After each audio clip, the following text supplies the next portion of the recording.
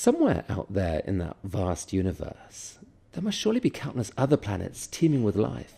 But why don't we see any evidence of it? Well, this is the famous question asked by Enrico Fermi in 1950. Where is everybody? Conspiracy theorists claim that UFOs are visiting all the time and the reports are just being covered up. But honestly, they aren't very convincing. But that leaves a real riddle.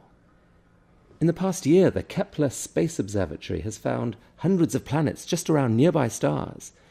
And if you extrapolate that data, it looks like there could be 500 billion planets just in our own galaxy.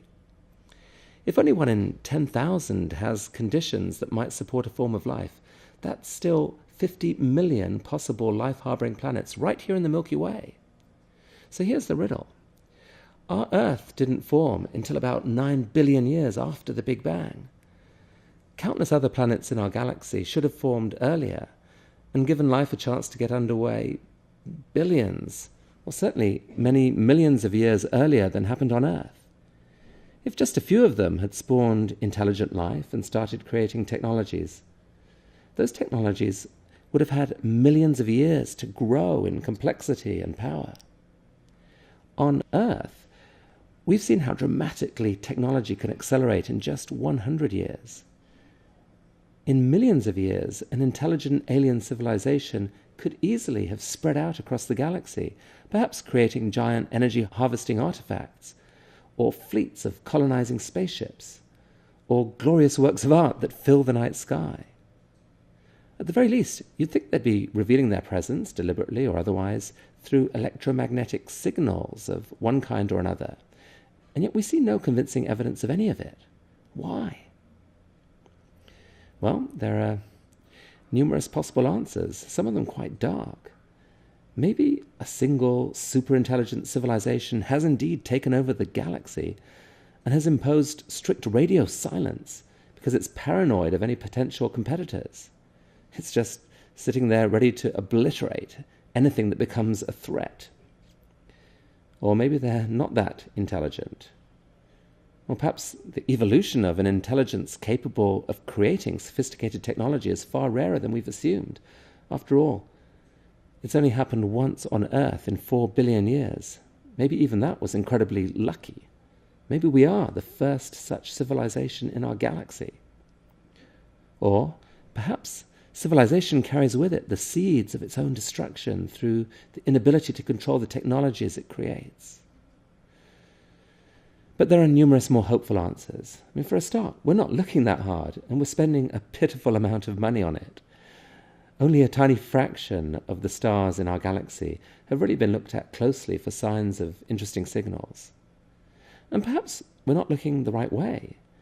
And maybe as civilizations develop, they quickly discover communication technologies far more sophisticated and useful than electromagnetic waves. Maybe all the action takes place inside the mysterious, recently discovered dark matter or dark energy that appear to account for most of the universe's mass. Or maybe we're looking at the wrong scale. Perhaps intelligent civilizations come to realize that life is ultimately just complex patterns of information interacting with each other in a beautiful way, and that can happen more efficiently at a small scale. So just as on Earth, clunky stereo systems have shrunk to beautiful tiny iPods, maybe intelligent life itself, in order to reduce its footprint on the environment, has turned itself microscopic, so the solar system might be teeming with aliens and we're just not noticing them. Maybe the very ideas in our heads are a form of alien life. Well, okay, that's a crazy thought. The aliens made me say it. But it is cool that ideas do seem to have a life all of their own, and that they outlive their creators. Maybe biological life is just a passing phase.